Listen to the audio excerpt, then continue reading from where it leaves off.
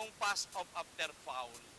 Alam mo dito sa pass off after foul, sa pass off after foul guys, yung ganon is, ang pangatatandaan nyo lagi, huwag pa rin iaalis yung paningin nyo doon sa play, doon sa senaryo. Kasi minsan, pag nag-pass off after foul tayo, nakasabay yung ulo. Okay? Huwag isasabay yung ulo. No? Dapat nakatingin ka pa rin doon. Lahat naman ng officiating natin, dapat lagi tayo nakatingin doon sa play, doon sa player. Kahit dead ball na yan or game stop, the clock na yan. Okay? Okay. Kasi, napaka-delikado. Okay? So, right. Primary area, primary positioning ng lead, no? 45 degree, nakaharap doon sa basket. Diba? Nagsa-self-realization lang tayo, no? Okay. Ang iba, kaliwa, itataas kasi nandoon yung side. Ang iba naman, kanan, nandito yung basket. Kayo nang bahala. Yung iba dyan, i-practice nyo na lang sarili nyo, ano? Sabi nila, dapat dito sa kaliwa kasi nandito ka sa kaliwang side, katabi mo yung side. Alright? Pero kung gusto mong itaas mo yung punch to the air kanan or kaliwa, punch to the air, sa tingin mo ano ang tama? Okay, mag-comment din kayo. Nasa kaliwa ko, tables committee doon. Okay, ano ba ang kailangan ko itaas na kamay dito? Ito, kaliwa dahil nandito sa sideline, or kanan dahil nasa basket. Okay? Yung iba ay kahit alin. Pero kung technicalities, bilay sa referee, alin dapat ang itataas? Yung kaliwa, sa punch to the air, or kanan, sa punch to the air. Remember, nandito yung sideline sa kaliwa. I'll try to do it sa kaliwa, no? Tapos pass off after foul. Okay? Alright. Take your time. Pak! Nakatingin ka pa rin. Tinitingnan. Pacify. Okay, walang problema. Boom! Pero nakatingin pa rin yung ano mo doon, mata. Tama? Nakatingin pa rin. Boom! Pass off after foul. Ibig sabihin, same ball. Kasi, pinasa yung bola sa kakampi imbes itira. Kaya, walang benefits na free throw. Okay? And then, direction of play. Ang iba naman,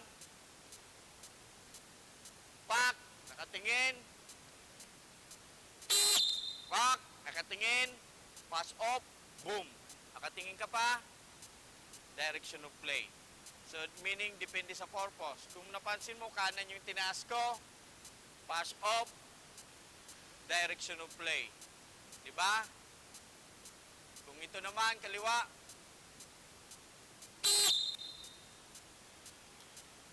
pass off, pero nakatingin,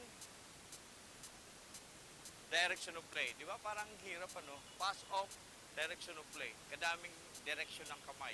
Pero kung ganito, pass off, direction of play. Kung dapat, ipakita mo sa tables. Pass off. Di ba? Pass off, direction of play. Diba? Ito na, pass off, direction of play. Katingin ka lagi, right?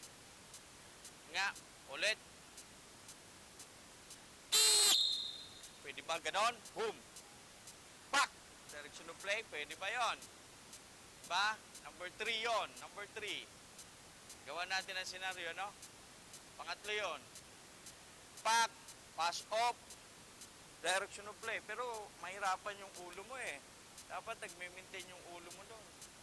Unless, pak! Direction of play, pak! Pass off. Diba? Parang hirap. Number 3, okay. Number 1. Number 1 muna. Halim maganda ba? 1, 2, 3. Pass off. Direction of play. Diba? Number 2. Number 2, halim maganda. Number 2. Pass off. Direction of play. Nakatingin, no? Consistent. Alright? Number 3. Pasok. Direction of play. Take your time. Okay? Okay, next.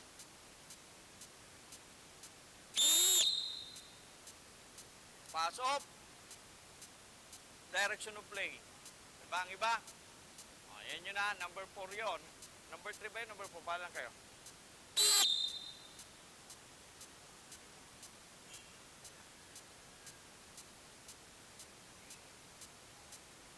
Maganda ba yung uli? O walang maganda? Kayo na lang bahala. Pakiramdaman nyo na lang, ano? Boom. Pass off, direction of play. Mas simple yung gano'n. Pass off, direction of play. Pass off, direction of play. Ba maganda yung dulo? Screenshot nyo na lang kung alin ang maganda. Kung may maganda ba dyan. Ano ba maganda doon, guys?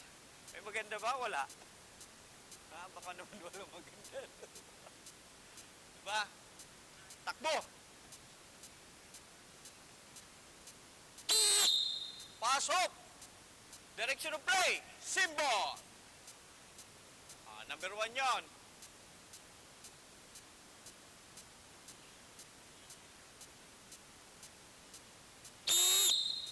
Pasok! Direction of play! Symbol! Diba? Number 3. Number 2 yon. Number 3. Oh! Pass off! Direction of play! Symbol! Ang gumalaw, no? Diba? Number 3 yon. Number 4.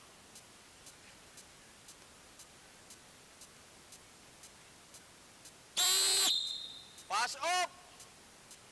Direction of play! Symbol! Tingin ka pa rin. O, simplihan lang natin. Number 4 yon. Number 5.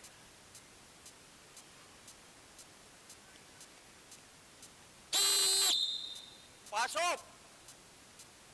Direction of play. Symbol! Number 5. Diba? Nasa inyo na lang. Sa tingin yung pwede dyan.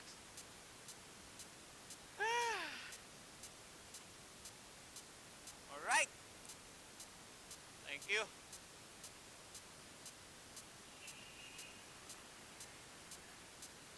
By the way, tandaan nyo dyan sa pass-off, guys. Dyan sa pass-off, wag kayo kaagad, wag nyong iiwanan sa paningin nyo yung mga players. Kasi ang iba dyan, malito kayo sa reporting, no? Wag iiwanan yung mga players sa paningin nyo. Naka-deadball officiating pa rin. Kasi, minsan, sa sobrang bilis, hindi natin nakikita kung sino yung foul. Lalo na dyan sa bus station na yan. Okay?